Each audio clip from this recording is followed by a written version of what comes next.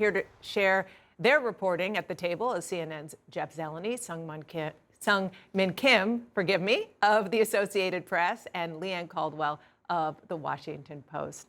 Nice to see you all. So, Jeff, I want to start with you, and I actually want to probably say that I have had the experience that I'm guessing all of you had with the inbox infiltrated by the Trump campaign's fundraising appeals. I mean, it just kept coming last night.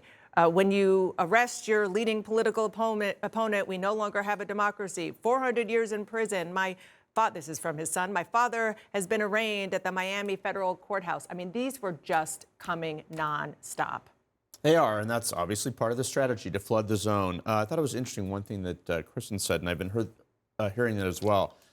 It's consuming him, but it's also consuming and flooding into this race. And that contributes to the Trump exhaustion. So we know one thing. In the short term, the arraignment was certainly better than an arraignment should be. He made lemonade out of an arraignment day. Let's leave it at that. But the reality is, we know that there's Trump fatigue out there.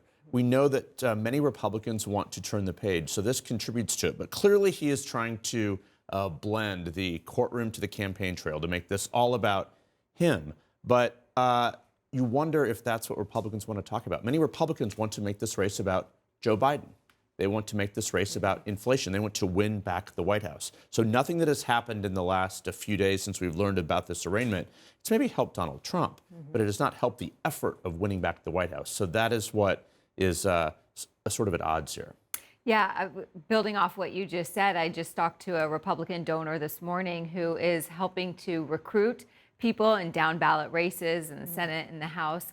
And this person said that there's widespread concern that these candidates are not going to be able to talk about the economy, about the border, about inflation. Instead, there's a lot of concern that Donald Trump is just going to suck up all the oxygen in a 2024 election and leave little room for what they actually want to campaign on. And let's be clear, obviously we are talking about it today extensively because it happened yesterday, but we're also talking about it because he keeps talking about it. Right. He didn't just kind of ignore it and then move on to taking Joe Biden to task on the economy. He talked about himself. And as much as he has that sort of public bravado, as much as the campaign is saying that they believe that this, at least in the short term, is a political win, something that his former chief of staff, John Kelly, said in the Washington Post really drew our attention. I just want to read it. Here's what he said. He's scared S-less. You can figure that out. This is the way he compensates for that. He gives people the appearance he doesn't care by doing this. For the first time in his life, it looks like he's going to be held accountable. Up until this point in his life, it's like, I'm not going to pay you. Take me to court. He's never been held accountable before.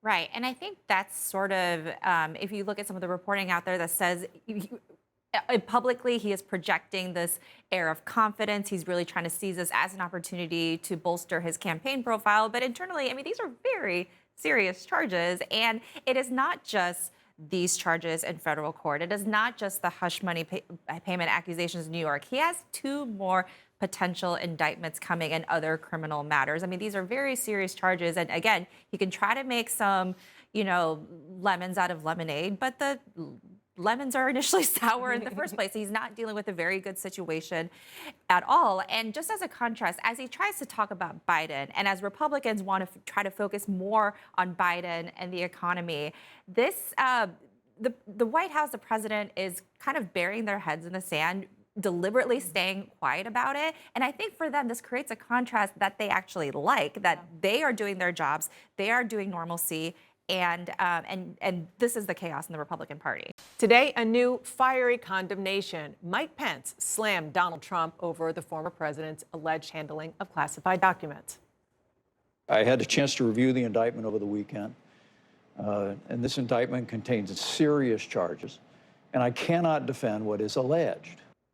And for Pence, whose son is a Marine, it's personal. Highly sensitive classified material could have fallen into the wrong hands, even inadvertently. That jeopardizes our national security. It puts at risk the men and women of our armed forces. Our great reporters are back here around the table. What do you make of the Mike Pence sort of ramping up slowly, but very much surely. Look, I think it's significant, particularly saying that his son is a Marine, and he's following in the steps of what Nikki Haley said, also drawing the national security point to it. Look, for all the drama that surrounds this and the Trump going to Versailles and going to Bedminster, we should remember this is about the case at hand. This is about what's in the indictment, and national security secrets were put at risk. So I think that is what, if you read the indictment, and the former vice president went on to say when he read the indictment, read the indictment. John Bolton said the RNC should send the indictment to every Republican voter. That obviously won't happen. But when you read the indictment, RNC should do that? John Bolton said the yeah. RNC should. Okay. You know, he was saying that people should read it. And when you do read it, the national security risk here, I think that is something that will matter to some Republican voters. By the way, I just want to say he didn't actually go to like France to the Right, Versailles. to the Palace Versailles. restaurant in Miami. The Versailles restaurant in Miami that you has know. very, very good Cuban coffee. Go ahead. Right. Well, certainly was a different tone that you heard from what you heard from the former vice president last week. He was cautious at that time as well, but he did criticize kind of what was starting to come out. But I think for Mike Pence, Nikki Haley, and some other Republicans as well, this is the fundamental job of a commander-in-chief. It is to protect your country, the citizens of your country, from harm. And I think that's why the allegations here and what President Trump is accused of doing has gone too far for some Republicans. Okay, so you mentioned Nikki Haley. Before you jump in, Leanne, I want to put up on the screen what we have seen and heard from her over the past few days. On Friday, people are exhausted by the prosecutorial overreach. Monday, if true, Trump was incredibly reckless with our national security. We've got to have someone that can win a general election. And then yesterday, I would be inclined in favor of a pardon. I was saying earlier, it's almost like you're taking the journey with her on the political battlefield, trying to avoid all of the landmines. Well, yeah. I mean, so the challenging thing for these Republican candidates is trying to figure out what the Republican base that is still relatively loyal to Donald Trump, where they are. So I'm going to be cynical and skeptical here. I really want to see the internal polling that these candidates are seeing, especially as Mike Pence and Nikki Haley kind of takes a more critical turn of the former president. Maybe they're seeing something where his support is actually softening and this sticks, because ultimately they're trying to win an election and polling matters. Yeah, well, somebody who has money for pretty extensive polling is Ron DeSantis. And I mean, I think CNN.com's subheadline really sums it up. Don's everywhere. Where's Ron? Those close to DeSantis' campaign view the reluctance to take on Trump as a consistent with his hopes of eventually winning over Trump's supporters. If that changes, that will be the telltale sign that yeah. you're talking about. Absolutely. He's obviously in the Trump light category, trying to out-Trump Trump. Good point. Actually, in the commercial break, I got a text from the DeSantis campaign trying to raise money off of Joe Biden. Oh, I And thought they were Joe going to talk Biden- about our coverage. That's too No, bad. they're not. But Joe Biden he's trying to turn the focus on that. So one of the reasons the candidates are not out there quite as much this week and next is because it's almost the end of the second quarter for fundraising. So it's a critical time for fundraising. But look, if they wanted to be out there making noise, they certainly know how to do that. Yeah. Ron DeSantis will be in Nevada over the weekend. We'll see if he says anything at that point. But look, they're all sort of tiptoeing to see where they're going. But there is a lane and a market among some Republicans for someone to stand up for this. Well- We'll see if anyone steps into it. Boy, do you have my card here? You know exactly. You just teed it Mine right no. up for me. It's really amazing.